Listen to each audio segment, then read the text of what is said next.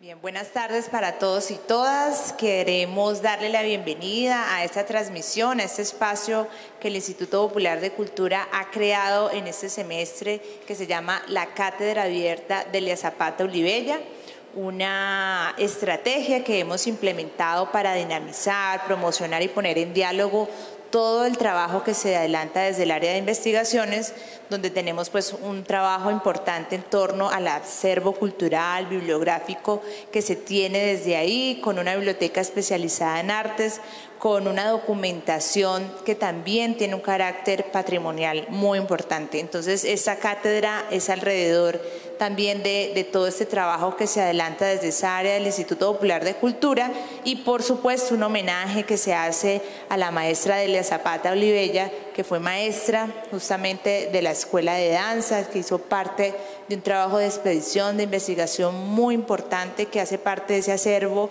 fundamental que tiene el Instituto Popular de Cultura.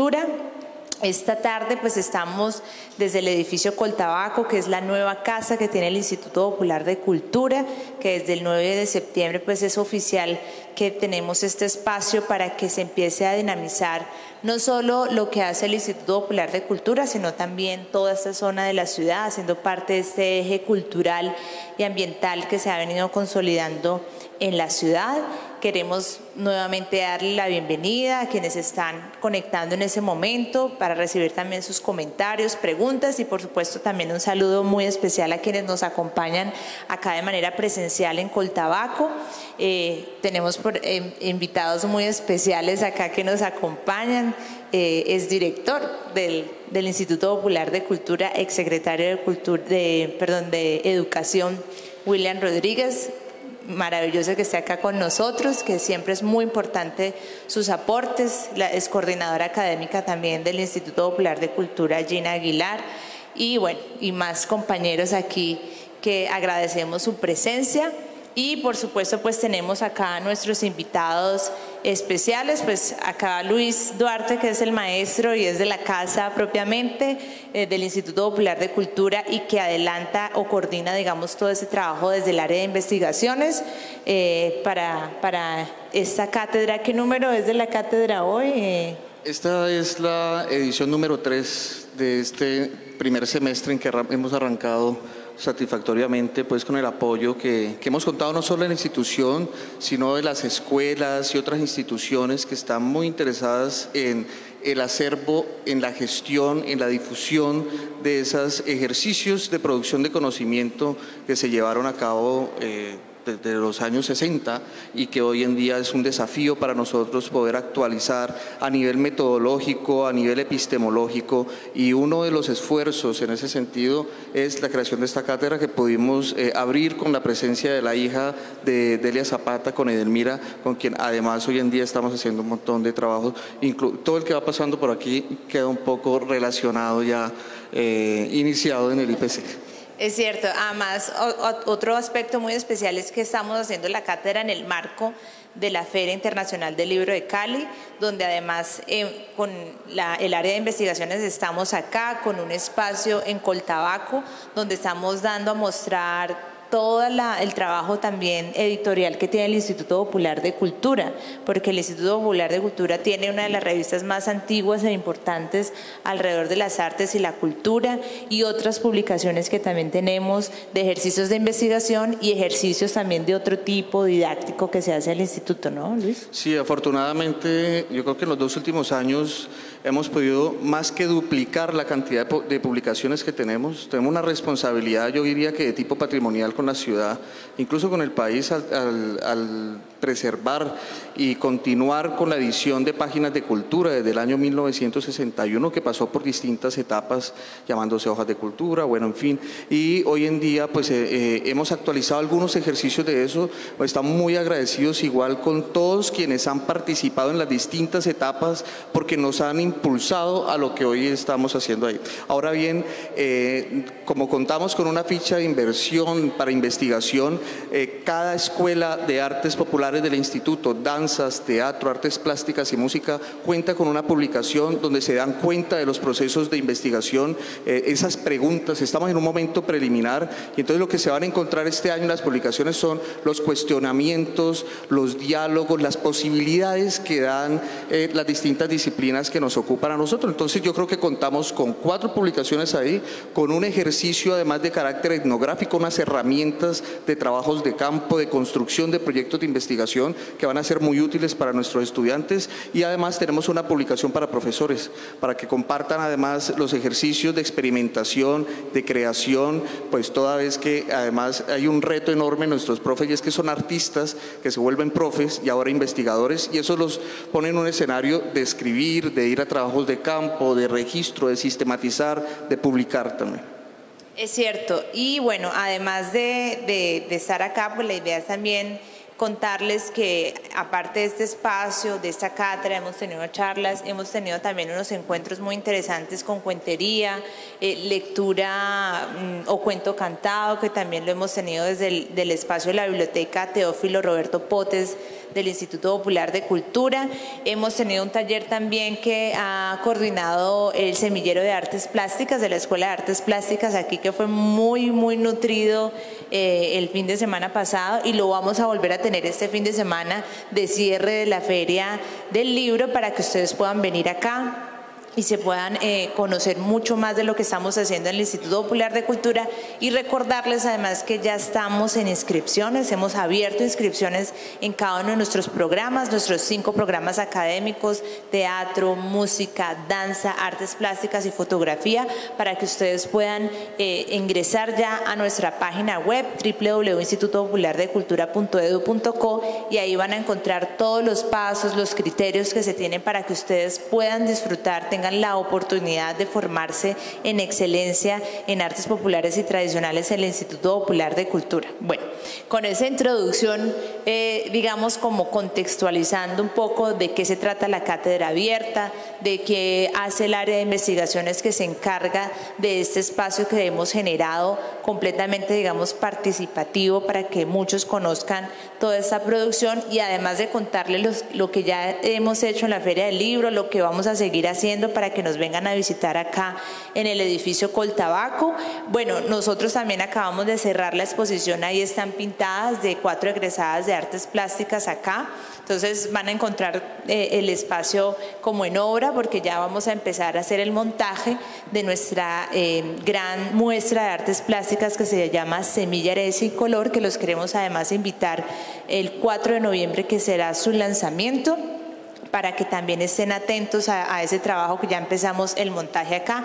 Bueno, y mañana pues también tenemos IPC al Boulevard, que es ese espacio de las presentaciones artísticas de nuestros egresados y también estudiantes del Instituto Popular de Cultura, de música, de teatro, de plásticas, de danza, y también vamos a tener, a través de la articulación que tenemos con la Secretaría de Turismo, pues un invitado muy especial que se llama Manteca Blue, entre otros artistas en este espacio. Esta vez no lo vamos a hacer directamente acá en el Boulevard, porque tenemos toda la logística y digamos el montaje de la Feria del Libro, pero vamos a estar más cerca, un poco cerca, estaremos en la Retreta propiamente con estas presentaciones, para que ustedes mañana se puedan acercar. El sábado también el IPC va a estar en Siloé, vamos a estar en el Carnaval de los Diablitos con nuestra comparsa, acompañando esa tradición que lleva más de 30 años en la ciudad, allá en la Comuna 20. Estaremos también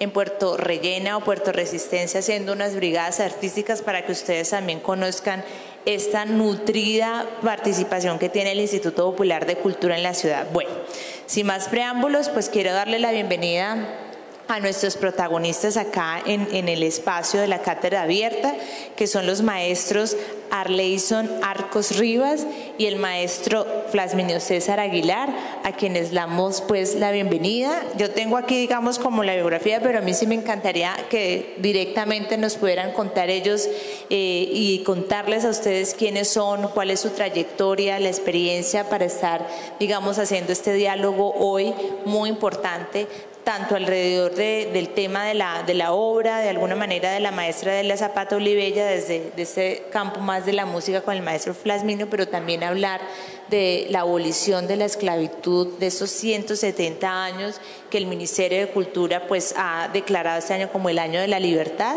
que de hecho también la Feria del Libro de Cali se ha hecho en el marco, digamos, de este contexto tan importante que pues es hacer memoria también, es hacer historia y revisar también cómo estamos, ¿no? Los retos que tenemos aquí frente a todo este proceso y complejo. Entonces, maestro, bienvenido. Muchísimas gracias por la invitación, por este ejercicio de homenaje también a una de las cultoras de las artes y de la danza en el país, tal vez la más importante de todas. Sí, maestro, entonces, bueno, también al maestro Flasminio, bienvenido, para que tú también puedas dar unas palabras. Bueno, muchas gracias por la invitación acá. Yo soy César Aguilar, profesor acá en el Instituto Popular de Cultura y bueno, una trayectoria bastante sabrosa en la parte folclórica. Ajá. Muy bien, bueno, entonces el maestro Arleison Arcos Rivas es activista afrodescendiente, licenciado en filosofía, especialista en políticas públicas, magíster en ciencias políticas, magíster en dirección y gestión pública local y doctor en educación. Actualmente es docente directivo con experiencia de 27 años en el sector pues, de la educación.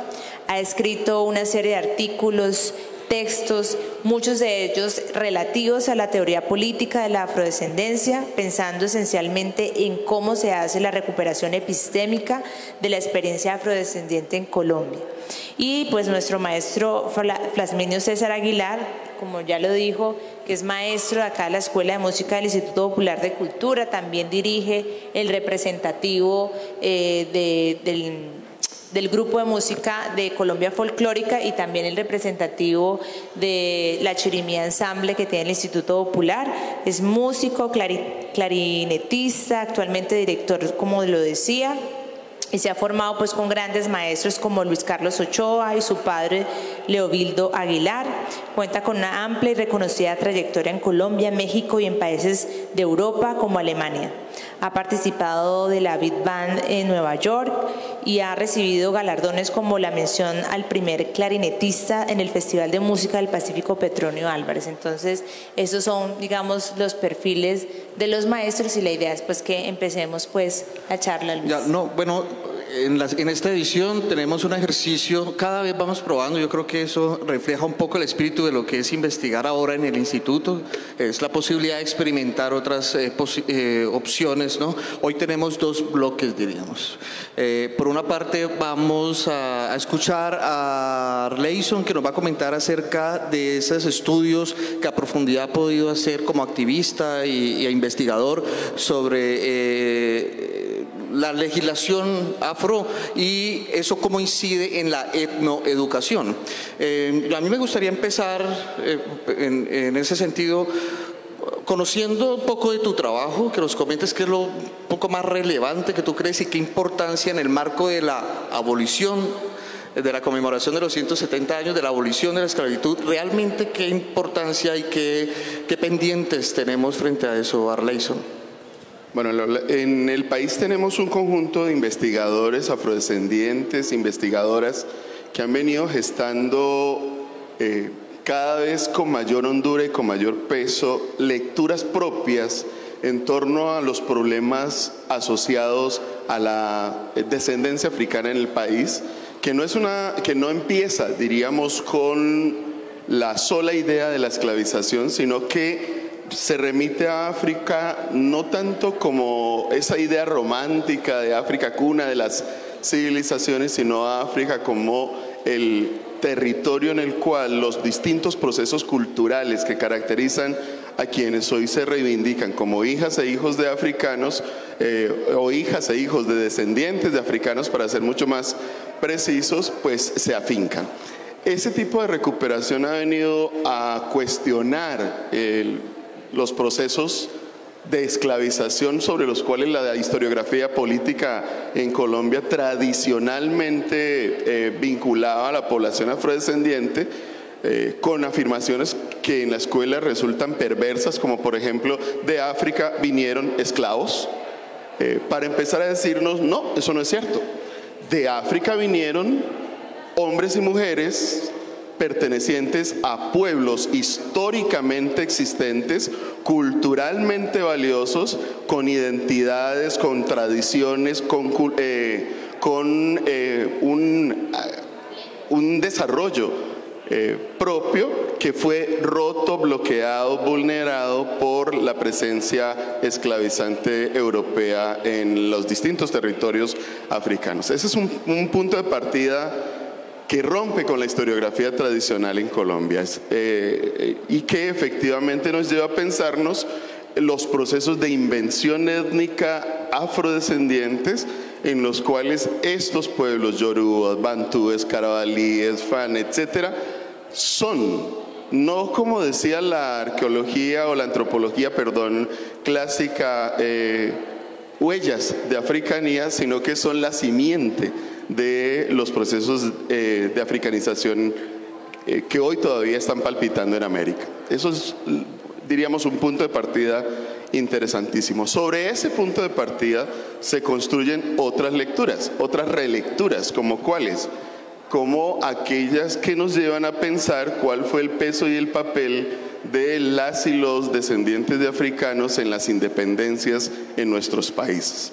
Generalmente se ha planteado o se ha escrito inclusive subrogando, limitando la participación de africanas y africanos en las independencias, y los nuevos estudios, inclusive estudios no elaborados por afrodescendientes, como por ejemplo el de Pita Pico, para mencionar uno de los historiadores más significativos, han venido a resignificar la importancia que tuvieron las y los afrodescendientes en territorios, en el territorio nacional, en los procesos de configuración de las independencias, gestando prácticas emancipatorias que estaban allí antes, inclusive, de que la población criolla europeo pensara en emanciparse e independizarse.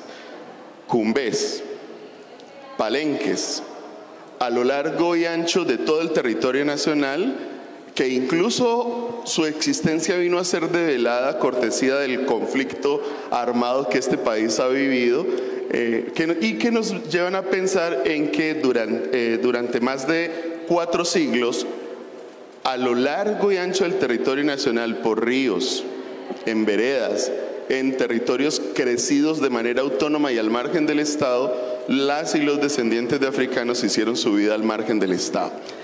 Ese tipo de escenarios son los que constituyen antecedentes valiosos para decir que la historia de las y los afrodescendientes no se reduce a la historia republicana de la abolición de la esclavización. Se han configurado territorios autonómicos, se han consolidado prácticas identitarias y culturales, muchas de las cuales, por ejemplo, están asociadas a las danzas que Delia Zapata contribuyó a recuperar, y para mencionarla, ya que estamos en la cátedra abierta. Pues no solamente la fundación, me parece una mirada, además no es como un homenaje. Nosotros siempre cuestionamos últimamente con un diplomado que tenemos en educación e investigación popular, en el que participan los profes y aliados, y además están invitados a la próxima edición, donde vamos a profundizar en visiones de este tipo, por ejemplo, que no es un simple homenaje, que no son miradas a algo que ya pasó y se quedó ahí, pensando en función de nosotros, ¿no? También hay que mirar allá, porque hay unos ejercicios, hay unos desarrollos, transformaciones en la construcción y la exclusión del poder de esas propias comunidades. De acuerdo, de hecho, la misma historia de 1851, que lleva a conmemorar hoy los 170 años de la esclavización, debería ser puesta en cuestión y debería ser resituada. Regresemos 30 años en la historia de este país, 1821. En 1821 se configura el segundo Congreso de Angostura, y en el segundo Congreso de Angostura la gran discusión es si las personas descendientes de africanos hacen o no parte de la República de Colombia, de la Nueva Granada en su momento, ¿cierto? Ese es el gran debate de ese Congreso. Y en ese Congreso, Bolívar, que incluso había recibido armas, dinero, una imprenta y refugio de Haití, la primera nación en emanciparse en América, se muestra tímido para acabar de una vez por todas con la esclavización, y de hecho en ese momento lo único que la imaginación criolla alcanza a advertir es esta ley de vientres que empieza a moderar la emancipación y la libertad para los descendientes de africanos. Ley de vientre sobre la cual se hizo una traición que va a llevar luego en 1839 a las guerras de supremos, que son precisamente guerras por o entre criollos terratenientes muy poco afectos, muy reacios a liberar a sus esclavizados. En buena medida, diríamos, toda la discusión de la federalización del país pasa por ese debate. 1821 entonces es el año en el cual se funda la República de Colombia, pero no es el año en el cual se geste la libertad en este país. 1851 será el año en el cual se firma la abolición de la esclavización. Y entonces uno tendría que preguntarse por qué los descendientes de africanas y africanos fueron el único pueblo que tuvo que pagar algo así como un pase de espera para poder disfrutar la libertad en el contexto republicano. No los indígenas, no los mestizos, solo los afrodescendientes. Por eso resulta algo fantasioso conmemorar los 170 años de la esclavización. Lo que deberíamos preguntarnos es por qué desde la fundación de la República de Colombia no se gestaron procesos libertarios para las y los descendientes de africanos. Y esto lleva a preocuparnos por dos momentos constituyentes posteriores. Uno podría preguntarse, ¿será que en la Constitución de 1886, tan importante en el país, se resolvió el problema? Esa Constitución es absolutamente míope a cualquier lectura de la diferencia, ni siquiera los menciona. Vamos un siglo más adelante, 1991. ¿Será que en 1991 la Constitución de ese año resolvió el problema? Algunos dicen sí, la Constitución lo resolvió sobre la base de que define al país como multiétnico y pluricultural. Ojo, definir a un país como multiétnico y pluricultural no es reconocer la diversidad histórica negada a lo largo de la historia, a lo largo de la vigencia de los procesos constitucionales anteriores. De hecho, las y los afrodescendientes no están en la Constitución del 91. Solamente en el artículo transitorio 55, que tuvo que ser peleado contra los constituyentes por el constituyente, si mal no recuerdo, Lorenzo Muelas, que presiona precisamente para que se genere un artículo constitucional que incorpore a los afrodescendientes al texto constitucional. Ese es el artículo transitorio 55, que luego dará pie a la ley 70 del 93. Pues lo que dices a mí me deja una inquietud. Yo creo que si algo nos preguntamos todos hoy es la incursión de la política en los cuerpos a raíz de la pandemia, ¿no? Hay una biopolítica, hay un biopoder que definitivamente es una instalación de las políticas. Y yo quisiera que nos contaras, en eso que estabas hablando del vientre, por ejemplo, cómo la legislación afro se instala en los cuerpos y en los territorios. La legislación la legislación colonial se instaló en cuerpos de descendientes de africanos al esclavizarles. Ese es el punto, diríamos, más antiguo de la necropolítica que Achille Mbembe ayuda a sintetizar, que no podemos olvidar. Europa inventa al negro, y el negro es un sujeto depoderado, dominado, inferiorizado. Es decir, Europa deseca de africanía lo que luego se inventa como negro. El negro es un esclavizado. Construir una imagen más allá de la lectura del negro esclavizado, construir una imagen más allá de la lectura del dominio, implica entonces preocuparse por cómo se configuran las dinámicas de emancipación y libertad en los contextos de esclavización y en los contextos de salida de la esclavización. A esa idea, algunos yo le he denominado las dos culturas, y ese ejercicio de las dos culturas nos lleva a retar la imaginación eurocentrada que finalmente se inventa el negro, y con ello se inventa un sujeto depoderado, racializado, inferiorizado, y frente a ello las lecturas de reivindicación de la africanía, sobre las cuales podemos encontrar que los pueblos africanos batallaron contra la esclavización desde África, en los territorios como el Fuerte del Mina, en los barcos de esclavización.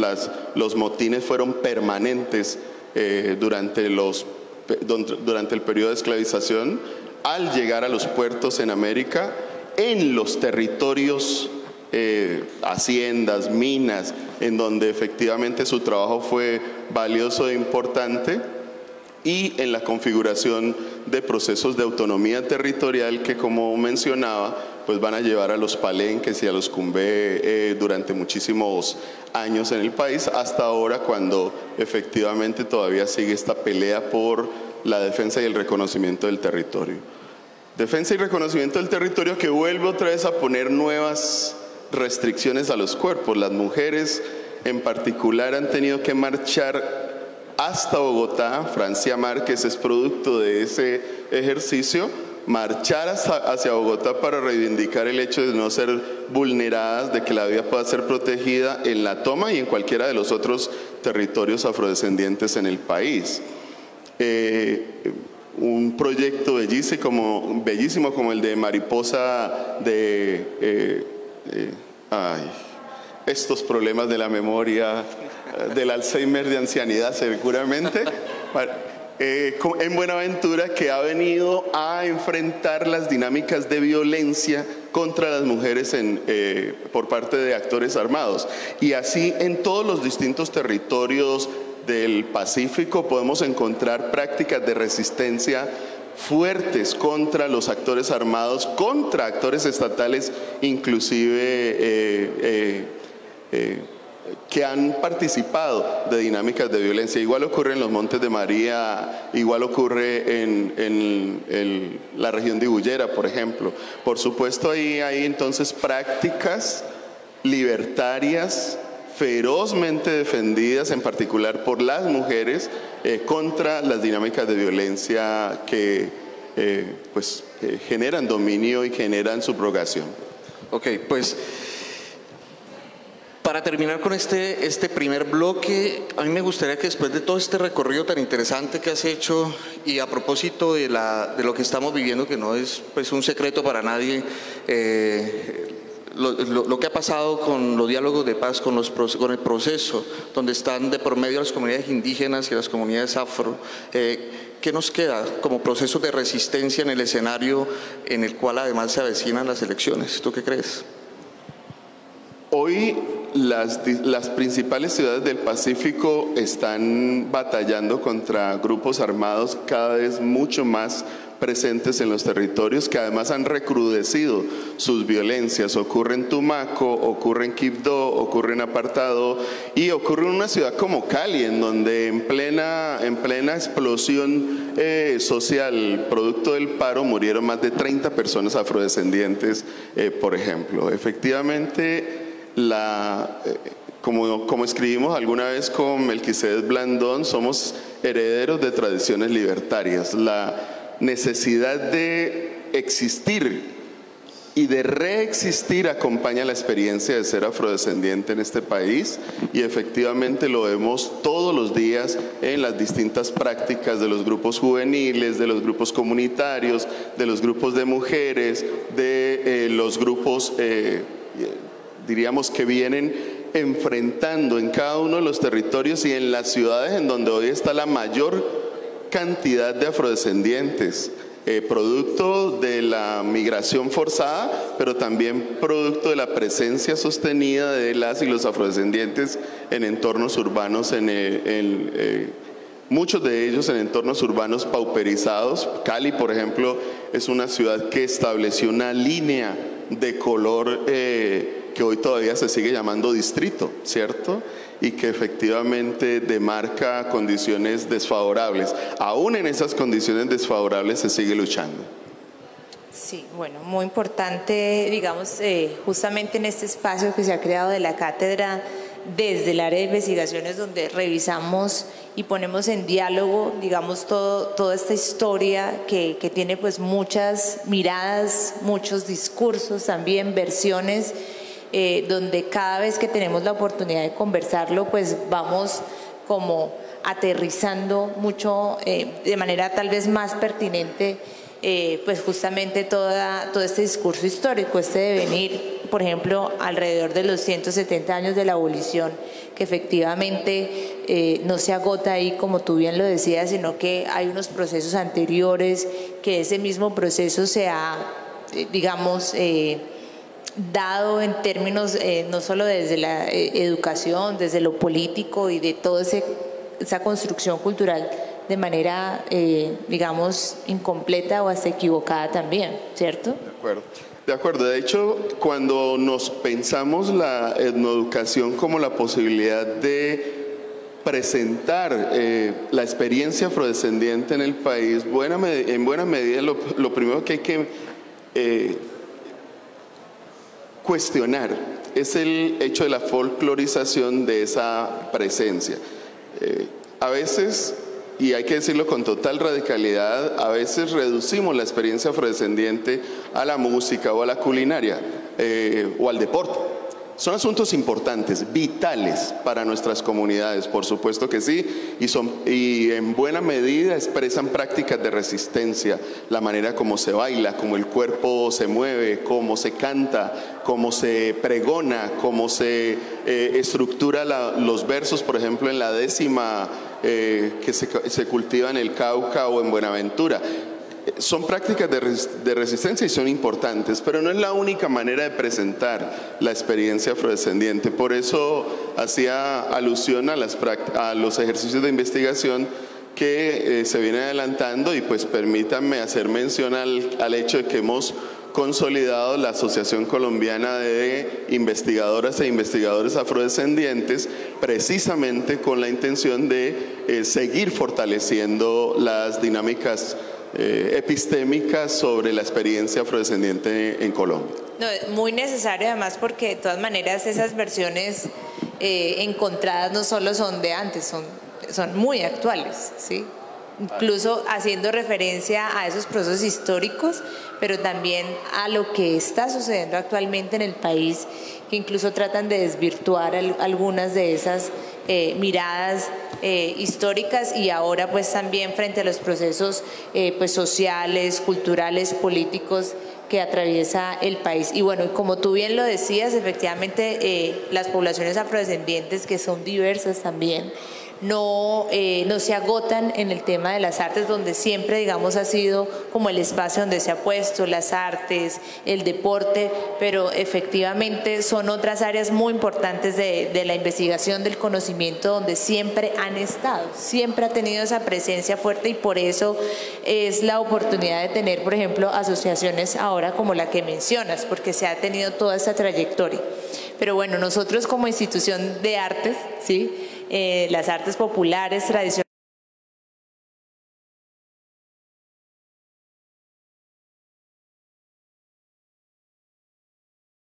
bailes y que la maestra Delia Zapata Olivella pues fue una de esas pioneras con el maestro Manuel, su hermano, haciendo todas esas expediciones, haciendo la investigación para que también tuvieran un reconocimiento, porque de hecho no lo tenían. Tal cual.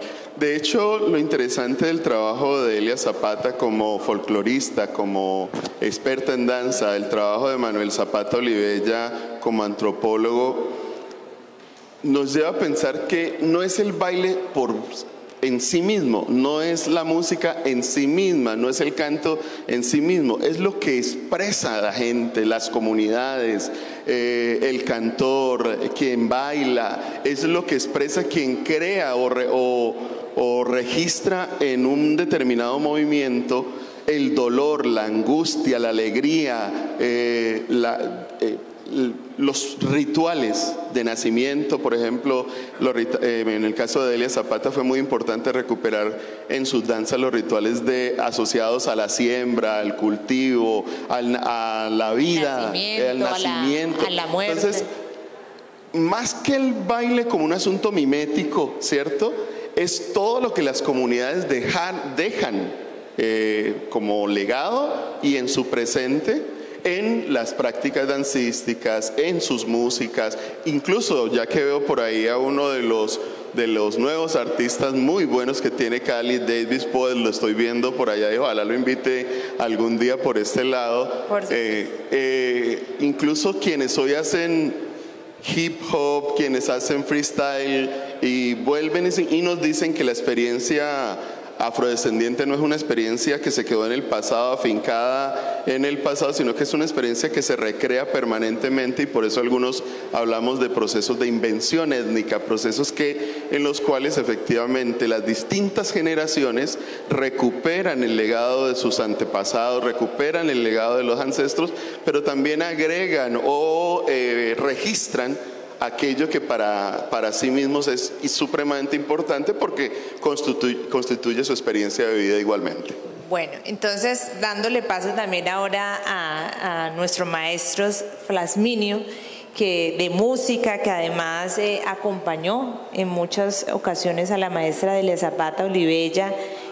Nos encantaría que nos pudiera contar esa experiencia de usted como músico, en ese acompañamiento del trabajo con la maestra Delia, cómo fue de alguna manera todo este proceso de formación profesional y cómo eso de alguna manera ha impactado también todo el trabajo en el Instituto Popular de Cultura. Bueno, a mí principalmente me tocó la época en la edad de como de 14 años, pues yo era vecino de Lorenzo Miranda. En ese momento Delia Zapata estaba acá en el instituto, yo estaba muy peladito, y pues mi papá es músico. Desde muy niño yo vengo recibiendo la cultura del Pacífico, de toda parte de Tumaco, o sea, todo era como mi casa, era como el centro de llegada de muchos músicos de acá, de Buenaventura, mi tío Aristarco, de Peregoyo y su combo, y bueno, esa influencia me fue dando.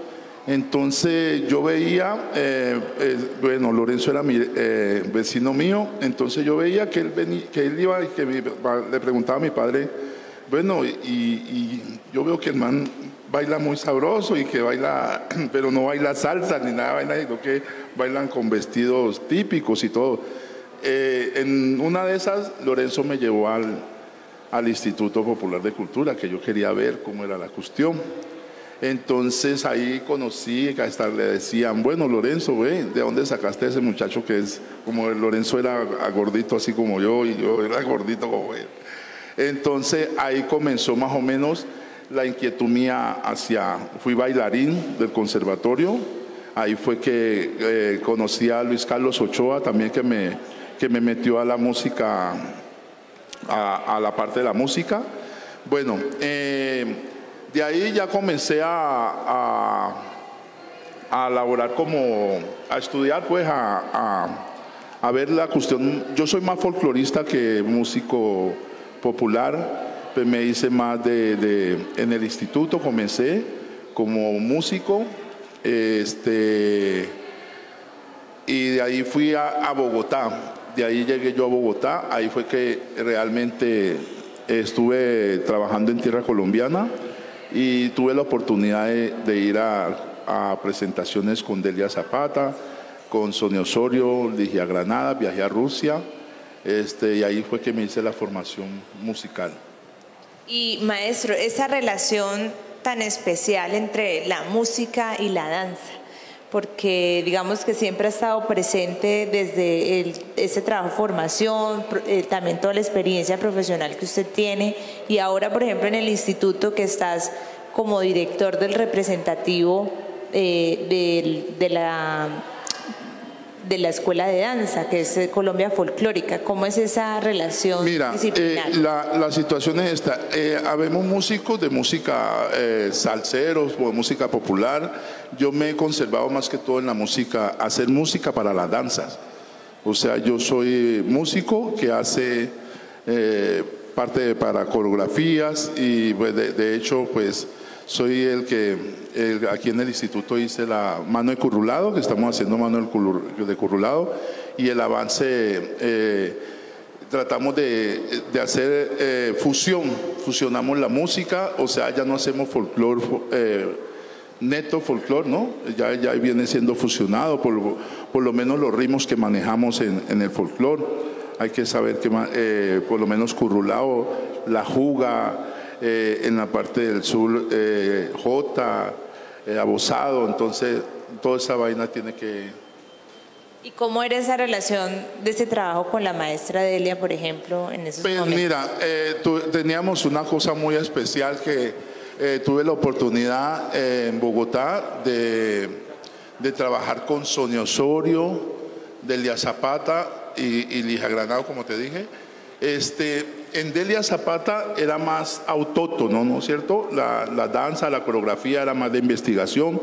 En la cuestión de, por lo menos de Sonia Osorio, es más danza puesta, ¿no? No es tan tradicional, sino ya más, ¿cómo se llama? Más experimental, ¿no? Por lo menos el ritmo de abosado, el ritmo de currulado allá se baila como abosado. Por lo menos mi guitarra, un abosado, por lo menos mi tarararán, tarararán, tarararán, y entonces mi Buenaventura, por lo menos, mi Buenaventura tiene su tiempo, porque es un currulado, y con Delia Zapata se bailaba el tiempo del currulado, en cambio con los grupos de internacionales que hace uno fusión internacional, ya se baila danza, bueno, ¿cómo se llama? Ahí está memoria, como dice el maestro. de escena, ¿no? Estamos ya en escena, ¿sí? Entonces es muy diferente, por lo menos, el trabajo investigativo de la maestra Delia Zapata, ¿sí? Tocábamos más autóctono y bueno. Y acá en el Instituto Popular de Cultura, bueno, acompañamos al grupo de danza de Colombia Folclórica y tenemos la chirimía, que hacemos el ensamble para hacer el espectáculo. Pues muy interesante la experiencia, ¿no? O sea, transporta a uno a todo el ejercicio y saber que eso hace parte de la memoria del instituto, pues es muy enriquecedor también. Pues nuestro acervo da cuenta de eso y nuestro desafío es justamente en correspondencia con eso actualizar y continuar también esos ejercicios que Delia Zapata, entre otros grandes investigadores, han podido hacer en el instituto. Yo quiero, bueno, y vamos a ver esas fusiones que tú estabas hablando un poco ahora, ¿no? Pero antes de eso, yo quería recoger dos puntos claves que veo que convergen, ¿no? Nuestros dos invitados. El primero, el riesgo del folclorismo al hablar de las tradiciones es inminente, y yo creo que ya esto es una discusión un poco, si se quiere, trasnochada también a veces, ¿no? Y en eso yo creo que el ejercicio que hace el maestro Flasminio entre la música y la danza demuestra que no solamente hay ejercicios de creación que no son repetición, es decir, no es la reproducción, sino la producción artística y de conocimiento y de realidad, ¿no? Y digamos, eso es muy importante en las artes, porque no es la obra, al menos la visión que estamos compartiendo aquí, que me place mucho, no es el proceso de investigación para crear una obra, porque se quedaría en el terreno propiamente de un espectáculo y caería en el folclorismo, ¿no? Un objeto de consumo, un entretenimiento que entre otras cosas es de masas o de comunidades vulneradas, marginales, donde de nuevo asociamos lo popular con lo pobre, vulgar, inculto, etcétera. No, justamente es la posibilidad transdisciplinaria de crear cosas. Nosotros estamos ahora, por ejemplo, considerando que las artes son un pretexto para hablar de la realidad, para transformarla, y en eso también hacemos ejercicios transdisciplinares. En investigación ahora, por ejemplo, estamos juntando los semilleros de distintas escuelas y pues voy a echar una chiva y seguramente, y es que vamos a compartir con la Fundación de Edelmira Zapata en Bogotá esos ejercicios transdisciplinares donde confluyen el teatro, la música y la danza frente a la tradición y lo popular, que entre otras cosas lo popular no es solamente la tradición, y la tradición no se queda quieta, ¿no? Es eso, abrir un poco ese espectro me parece maravilloso, eso lo quería decir. Yo no sé si hay alguna otra cosa, porque tenemos unos músicos, vamos un poco justos de tiempo, pero tenemos unos músicos de los cuales tú nos vas a hablar de un ejercicio que da cuenta propiamente de esto que estamos hablando, de la riqueza de poder experimentar a nivel creativo y de forma transdisciplinar, que es lo que el maestro Flasminio hace entre las escuelas de música y danza. Sí, vamos a tratar de presentar algo de la parte norte de Colombia, que es que no me vino el marimbero, entonces tratamos de... Lo que hacemos acá, por lo menos, trabajamos con los ritmos, ¿me entiendes? Por lo menos hacemos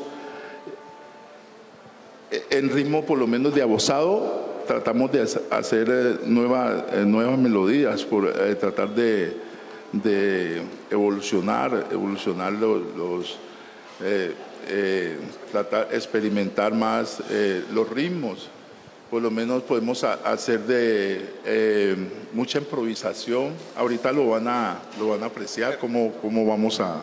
Cuando usted diga, maestro. Okay. Bueno, no sé si de pronto también de acá del público que tenemos presencial, si hay alguna pregunta, no sé si también en redes hay alguna pregunta, observación, para que nosotros podamos compartir alguna cosa más aquí con nuestros maestros invitados.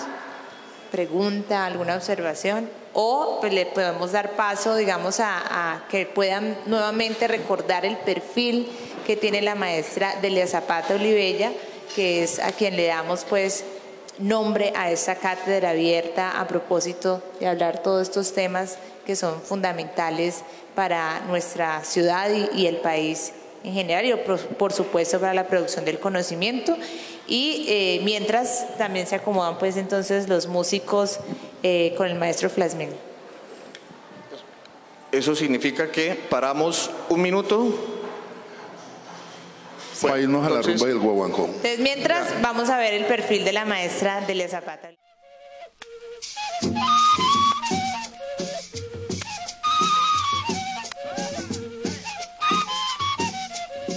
La maestra Delia Zapata Olivella nace el 1 de abril en Lorica, departamento de Córdoba, Colombia. Creció en Cartagena, donde inició su carrera artística desde la escultura y el dibujo, para continuar en Bogotá en la Escuela Nacional de Bellas Artes, a la par que tomaba clases de ballet. En el año de 1954, con su grupo de danza, presenta el primer espectáculo de danzas negras en el Teatro Colón de Bogotá. Desde entonces, la llaman la primera bailarina negra de Colombia, al interpretar su primera creación coreográfica, El alma de los tambores. Tras recorrer Colombia presentando danzas y músicas del Caribe y Pacífico, junto a su hermano Manuel Zapata Olivella, deciden profundizar en las raíces de las culturas y las tradiciones populares, que los lleva a consolidar un repertorio con el cual inician una gira por Europa. Al regresar a Colombia, comienza a trabajar en procesos de formación de bailarines tradicionales como coreógrafa y directora de la Escuela de Danzas Folclóricas del Instituto Popular de Cultura de Cali. Un momentico, el ritmo primero que ustedes conocen, dentro de la música que ustedes interpretan. Hay porro, hay cumbia, ¿qué más hay? Nosotros la cumbia y el porro. ¿Qué más otro ritmo tocan? Ay, ¿no tocan puya? Sí, también como... ¿Y qué más toca? Mapalé, Ah. ¿Y qué más toca? bullerengue, Ah, ¿qué más? bullerengue. ¿La chalupa? Chalupa. Traen gordo, que están comiéndose la mitad de lo que hacen. Este es Pablo hablando, ¿no? Sí, claro. En 1965 recibe una beca de intercambio cultural internacional de la OEA en Washington, en la que dicta un curso en el departamento de música y se dedica al estudio de danzas negras con Catherine Dunham. Durante su labor como docente de la Universidad Nacional, conforma el grupo de danzas de esta entidad. En la década del 70 también crea el grupo de danzas tradicionales colombianas Delia Zapata Olivella y la Fundación Instituto Folclórico Colombiano Delia Zapata Olivella. Conoce a Rosario Montaña Cuellar, actriz y dramaturga formada en Checoslovaquia, con quien realizó varios montajes escénicos. En 1983, varios procesos creativos derivaron en la fundación de la licenciatura en Danzas y Teatro en la Universidad Antonio Nariño de Bogotá. Durante los años 80 y 90, la maestra continuó desarrollando su extensa labor como promotora del folclore desde la escena en Colombia y el mundo. Sus investigaciones y escritos le dieron valor a nuestra diversidad y riqueza cultural, que se expresan desde la danza y la música ligadas a la espiritualidad, la naturaleza y los oficios. Para el año 2001, Delia viaja a Costa de Marfil en África, donde contrae malaria, enfermedad que le causa la muerte el 24 de mayo en Bogotá. Sus cenizas fueron lanzadas al mar en la bahía de Cartagena.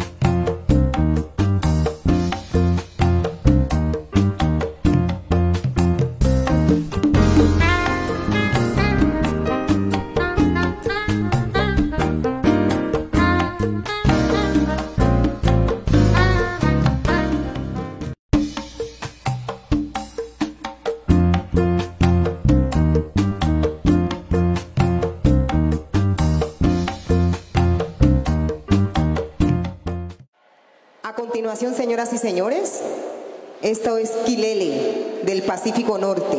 Hoy estamos en el Chocó.